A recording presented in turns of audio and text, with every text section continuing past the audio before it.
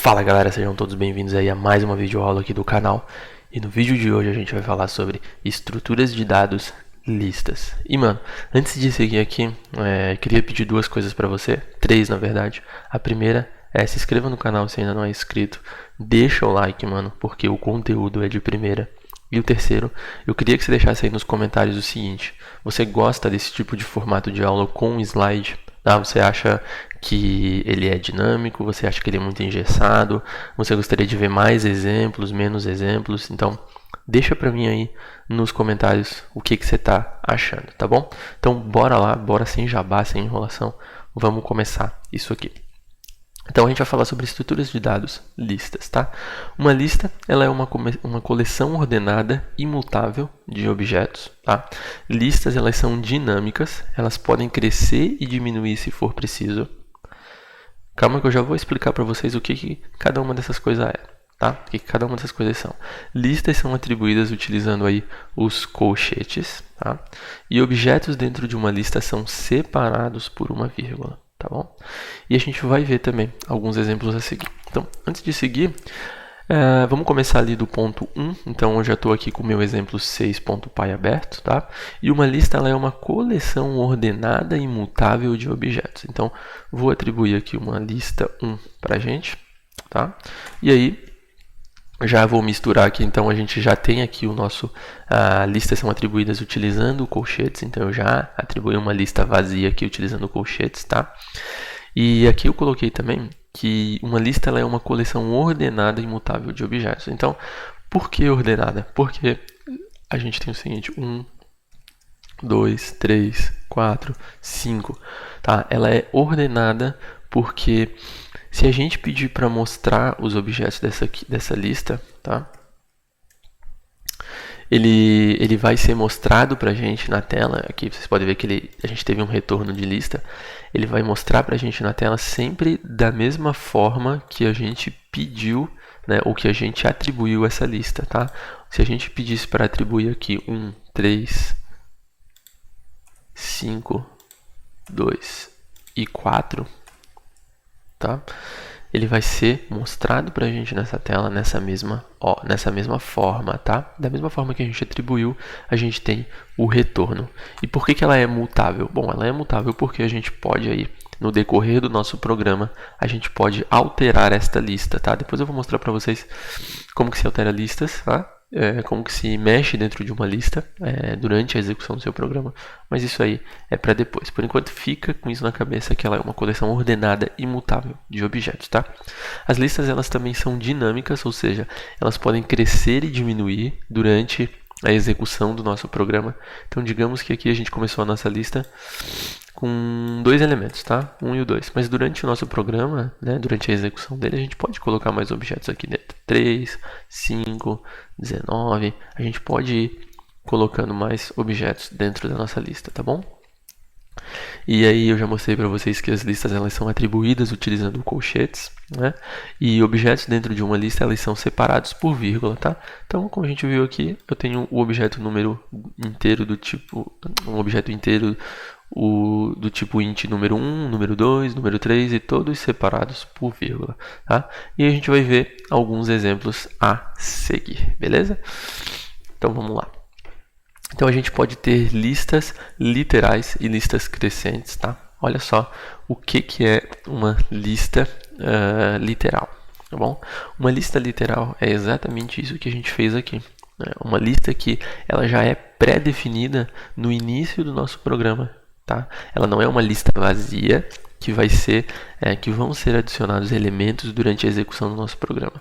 Não, ela é uma lista que ela já nasce pronta, tá bom? Isso aqui é uma lista literal.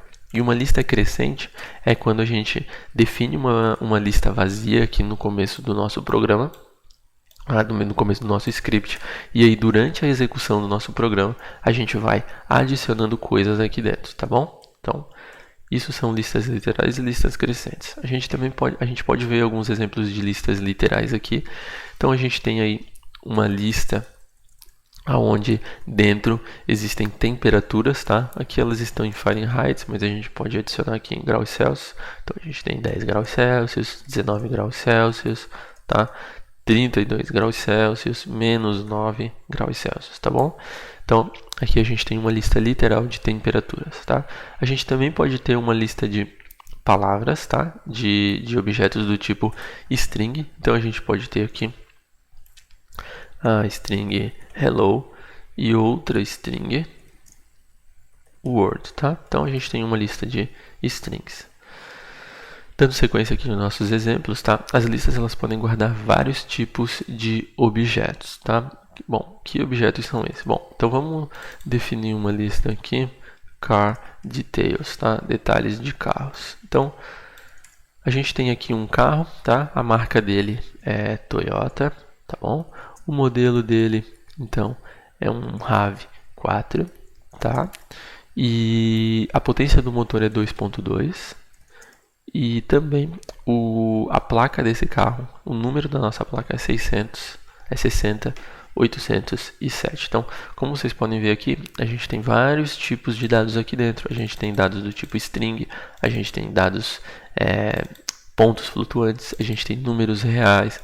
A gente poderia ter aqui também do tipo booleano, true, tá?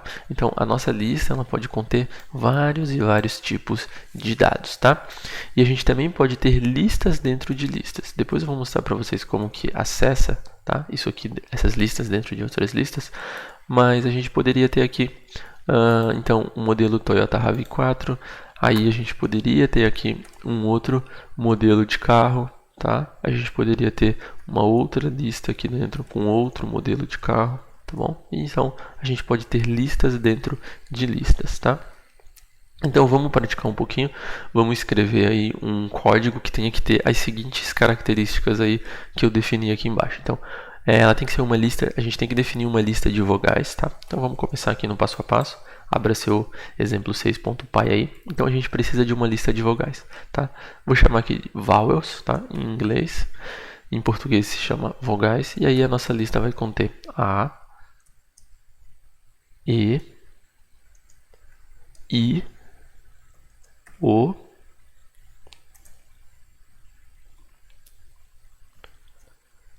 e U, tá? Então essa é a nossa lista de vogais.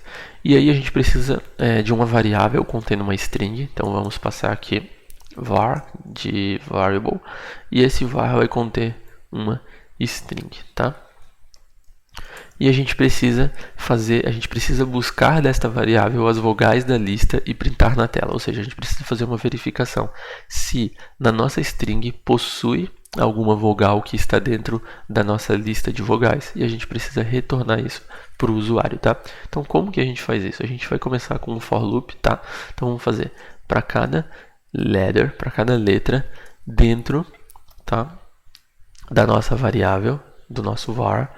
Se a letra, tá? Se essa letra estiver dentro da nossa lista vowels, tá? Ele printa pra gente, tá? A letra. Vocês sacaram aqui qual que é a jogada? Então a gente fez um for loop, tá? Para cada letra dentro da nossa variável, né? Que a nossa variável a gente definiu ali a string dentro da nossa variável. Se essa letra estiver dentro de vogais, a gente quer que a letra seja impressa para o usuário. Então ele faz uma verificação bem simples aqui, utilizando o superoperador in, tá bom? Então vamos ver qual que é a saída desse script. Então a gente viu que a única vogal que tem na palavra, né, na nossa string, na nossa variável string aqui, que tem dentro da nossa lista de vogais, tá? É a letra I, tá bom? É a vogal I. Então vamos passar uma outra palavra aqui. Vamos passar paralelepípedo. Vamos ver quais vogais estão dentro da nossa lista de vogais. Então a gente vê que a gente tem aí mais vogais, né? Então ele printou pra gente todas elas. A vogal A, a vogal E, a vogal I e a vogal O. Tá? Então o nosso script aí, ele está funcionando da maneira correta. Então voltando aqui para o nosso slide, a gente tem aqui o nosso exemplo. Aí na tela, se você quiser, faça uma verificação com o seu, ver se está rodando igual, tá bom? Então, para essa aula de listas é isso, tá? As listas, elas são muito utilizadas, elas são muito importantes, tá? Nos scripts, e a gente vai utilizar aí vários exemplos com listas, tá bom? Então, espero que vocês tenham gostado da aula de hoje. Se gostou, deixa o like, se inscreve no canal se não é inscrito e não perca a próxima aula. Então, valeu, falou e tchau.